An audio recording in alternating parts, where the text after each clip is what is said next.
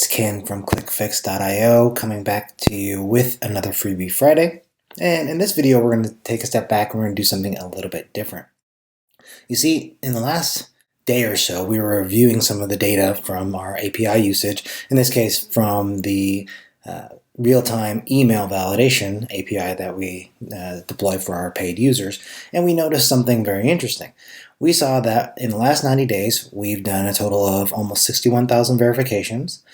Of those, 55,400 were deliverable, 2,300 were risky, 2,180 were undeliverable, and about 883 were unknown. Now, risky just means it is that the email address appears to exist, but they have quality issues that can result in low engagement or a bounce. We suggest that you use this with caution when you're sending it to risky addresses because these can be accept alls, disposable, and role emails like support or info or things like that may or may not be actively being checked. Undeliverable is just exactly as it sounds, and it's about emails that don't exist or are syntactically incorrect, so they're misspelled or formatted incorrectly. So that could be somebody purposely putting in a fake email address in order to get to a lead magnet or to try and funnel hack you, or it could be people who make honest mistakes that put Gmail instead of Gmail or hotmail.co instead of hotmail.com, things like that. And unknowns are whenever we're unable to get a valid response from the recipient's email server, and that usually happens when the email server is too slow or temporarily unavailable, and sometimes it can happen when the person's mailbox is full. But the net result is that you are unlikely to be able to deliver email to the undeliverable ones, and a good percentage of the unknowns, and the risky ones are kind of hit and miss. So that said, we kind of did some math on that. We wanted to know what the trends were looking like, right? So if we just take the undeliverable into account, that's 2180 divided by 60,700 of the total verifications, which comes out to about 3.59% of bad data. Now, if we include the risky in there, then that goes up to 7.38% of the data.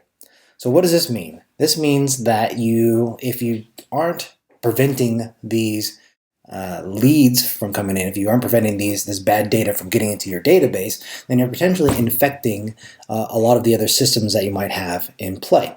So for example, if you are spending money to acquire leads, like on Facebook or something like that, then you are probably being hit in two different ways. And the first way is that if you're getting the bad data, you're probably also using it to populate your custom audiences. Right? And so custom audiences, if you aren't running paid ads, custom audiences are simply these audiences that you set up on Facebook, and Google also has similar, and a lot of other ad platforms do this as well, where you can make buckets of people who perform certain actions on your website. So for example, people who just hit the home page would go into one bucket, people who also visit a product page, let's say a sales page or something like that, or maybe it's a landing page, that's for a lead magnet, those people will be put into another bucket. And let's say that this is the checkout page or the actual lead magnet delivery page, those people will be put into a different bucket. So you can see very quickly that if 3.59 or 7.38% of the people who are ending up in these custom audiences is incorrect or inaccurate data, well, it's not going to be the end of the world for the custom audience because that's not a big chunk of the people. But what it is doing is it is hindering your ability to create what they call similar audiences or lookalike audiences in Facebook and similar audiences in Google. And all that is it's simply when you upload this list to the ad platform, you have this option where you can allow Facebook or Google to try and go out and find people who are like the people you have in your buckets, right? And it works a little bit something like this, right? So you have your database here, and you send this, in this case, to Facebook, and they match email addresses that you have in your database to email addresses that they have in their database. That becomes a match here, and then they use that match to create lookalike audiences, a bigger pool of people who share the similar traits to these people. So for example, if you have a lead magnet for people who are looking for a weight loss solution, well, Facebook and Google and some of these other ad platforms are then capable of going out and using all these different data points to find similar people, to find people who have the similar characteristics to the people who have already opted in for your lead magnet, and to be able to bring you more of those people. In general, these tend to be very profitable when you're running paid ads because birds of a feather flock together, right? So what does this all really mean in practice? You may be saying to yourself, hey, well, I'm not necessarily running paid ads, so, I'm not too worried about custom audiences or things like that. And that's fine. Maybe you don't need to worry too much about custom audiences. But the fact of the matter is if you have bad data, you're unable to accurately make decisions, right? Strategic decisions like how many of the leads that I have coming in, are they actually valid leads? How am I able to figure out my customer lifetime value if I'm getting a bunch of bad data in here, right? So in this video, we're going to talk about how to set up a dashboard metric, or possibly two metrics if you'd like to be able to run some quick math, to figure out what percentage of your data is bad, and then we're also going to talk about it on what else you can do in order to clean up that data a little bit, and then eventually some ideas on how you could potentially prevent the bad data from getting in there in the first place. So let's jump into a client account and let's take a look. So here we are inside of a client account. The stuff that's blurred out is for privacy reasons, of course, but we've added two metrics in here to kind of figure out two things, right? First, we want to know the number of undeliverable emails in the last year. Now, this metric isn't 100% accurate because of the way the dashboard reporting works, but it gives us a good ballpark number, right? So the way we set this up is we went ahead and we just hit new metric, right? And in this new metric, we gave it a name, right? We chose to look at the contacts, and it's the number of contacts who did something. And for our use case, we're just looking at last year. So we just went ahead and put it in here. And what we use as a trigger is, we said when a field is updated, right? And we want the bulk email, if I can spell, bulk email status is updated, and we want to detect it when that status is set to undeliverable, or hard bounced is the way that we define it in Ontraport. And if we really wanted to, we could add a couple more things to this, right? So it depends on what your use case is. If you're running paid traffic, then you might want to add this. Or you might add several metrics, one that detects overall, one that detects paid traffic, or you could even do one that detects non-paid traffic and one that detects paid traffic. It's kind of up to you. But the way we would add some more conditions potentially is to go ahead and say add a condition here, or we can click on this.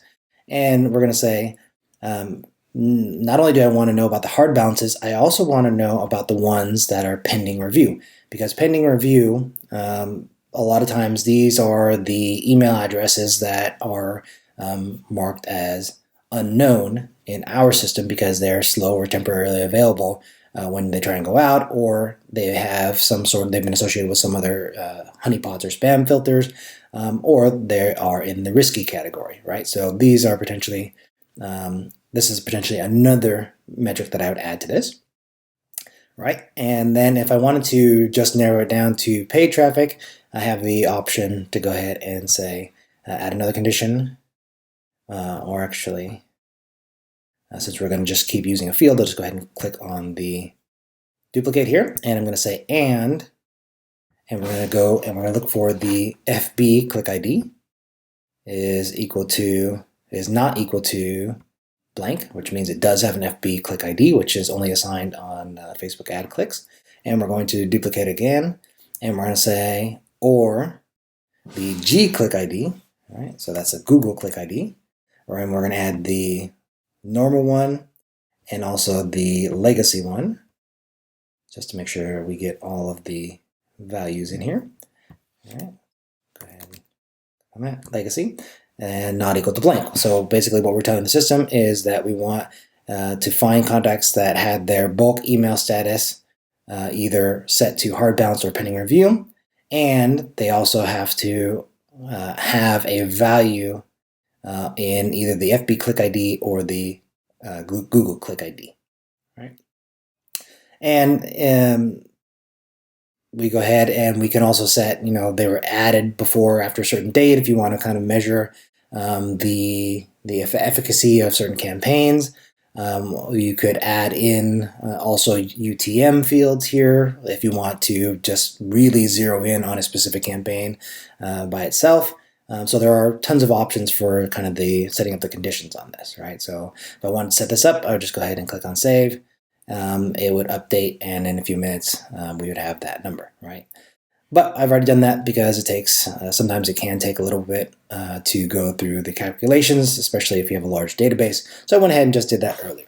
All right, so basically we have the number of undeliverable emails. In this case, I did not specify if it was paid traffic or not, and I just made sure that these were all emails that were added during the last year as well.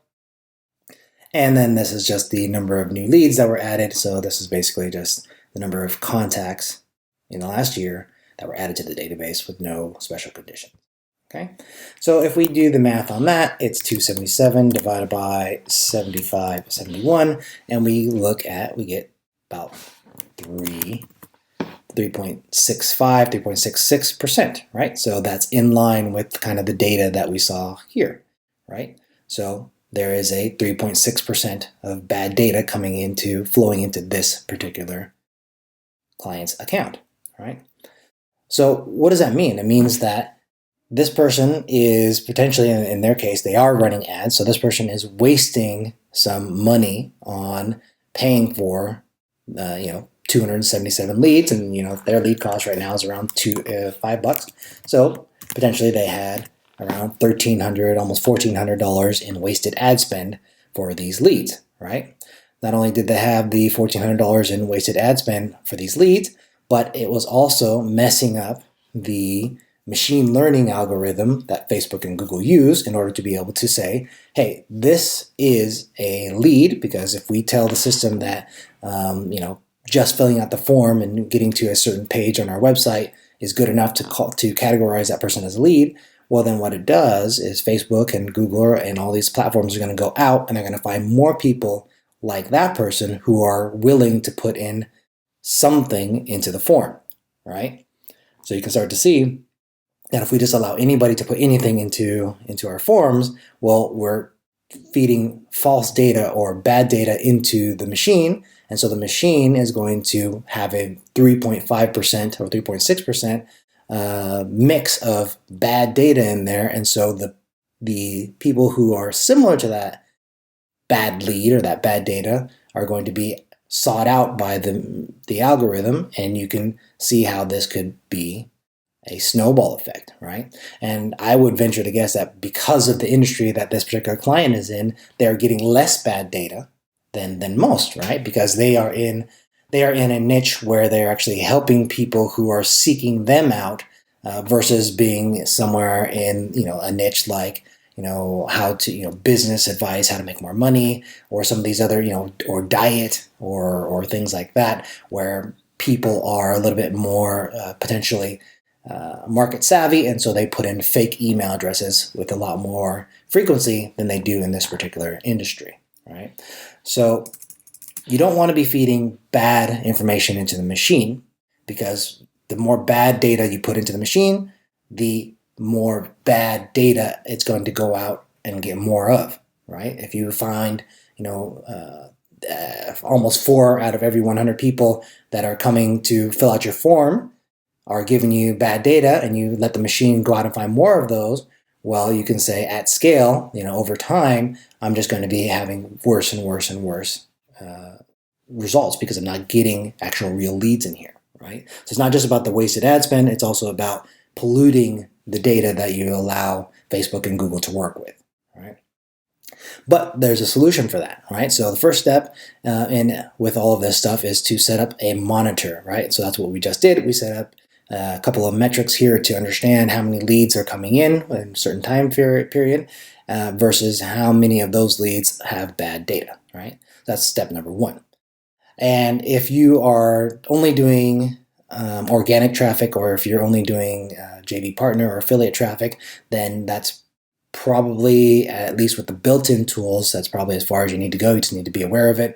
If you're using affiliate traffic, then you could probably start to dig a little bit deeper and narrow it down by certain affiliate to make sure that it's not just, there's not some sort of outlier in the number of, in the amount of bad data coming from one or two or a few affiliates in particular, because then obviously that might indicate some sort of fraud going on, especially if you are paying per clicks or per lead versus paying for actual sales, right? But if you're running paid traffic, then especially if you're running Facebook traffic, then I would encourage you to take the next step, which is to use Ontraport's built-in Facebook custom audience element, where you can add and remove contacts from specific Facebook custom audiences, right? So in this case, we have the hypothetical where we have a trigger where any contact in the account can trigger it, and they are moved here if it happens. And we're just simply detecting when the bulk email status is updated and it is updated to hard bounced. And again, we could add in some different things here. If we can say, we could also say if it's pending. You may also want to consider if it's updated to transactional only, because this would mean that the person opted out, right? So I personally would probably add all three of these things in here, but you could just leave it at hard bounced, right? So when it gets detected as a hard bounce, next thing you want it to do is to remove it from the custom audience, and that custom audience in this case is leads, right? And again, the reason why we would take this extra step is because if we are running Facebook traffic, right, and we are using custom audiences to then build out lookalike audiences, well, let's imagine that this one here were for leads, right? You want the highest number of good leads in this custom audience in order to produce the highest quality of potential leads in this lookalike audience, right? Because not 100% of your database is going to be matched, but the more good emails you put in here, right, and the better the quality of those emails, meaning that if you could, in an ideal world, you would restrict this to only being completely deliverable. You wouldn't have any riskies, you wouldn't have any unknowns, you wouldn't have any undeliverables in here.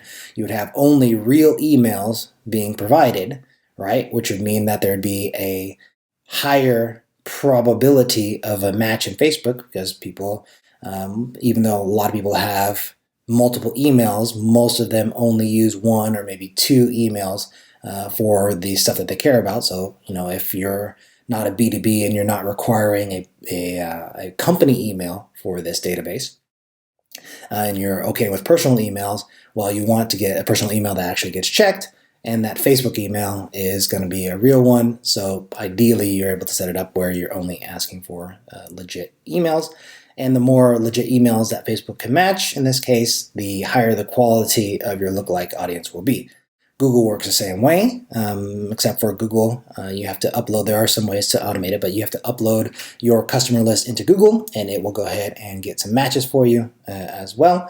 And then also LinkedIn is another viable area, and it's kind of the opposite of Facebook. A lot of people will probably have multiple emails associated with their LinkedIn, including their business one, so that will just give you a higher match rate as well. So that's it for today's video. The whole summary here is that a certain percentage of the people who are entering data into your forms are going to give you bad data, whether that is on purpose or it is just a function of an email address not being used very often, so it's categorized as risky, or it is caught up in a spam filter, or it is completely full because it's their throwaway email, or it's simply they mistyped the email address when they're putting it in there. And the more bad data that goes in to your database, the more likely it is that bad data will be going into your paid advertisement custom audiences, which in turn feeds bad data into your lookalike audiences, which lowers the quality and increases the cost per acquisition on generating new leads and sales. And as I say, in the sports world, the best offense is a good defense. And so if you are running a lot of paid traffic and you feel like you would, instead of having to just monitor and just be reactive in this particular instance, you would rather have a defense so that the bad data doesn't get onto your list and it doesn't pollute your ad metrics, nor your custom audiences or your lookalike audiences in the first place. Then I have a couple of videos that I'll link to in the description below that go over our real-time data solution that you put on your forms, and it simply doesn't allow bad, risky, undeliverable, or unknown emails, and for that matter, phone numbers, to get onto your database in the first place. As always, if you have any questions, comments, or concerns, please drop them in the comments below, and I'll do my best to answer them. And I would love to hear a little bit about your business and how you think this could have an impact on your bottom line, and more importantly, what else we can do to help you get the most out of your Ontraport account.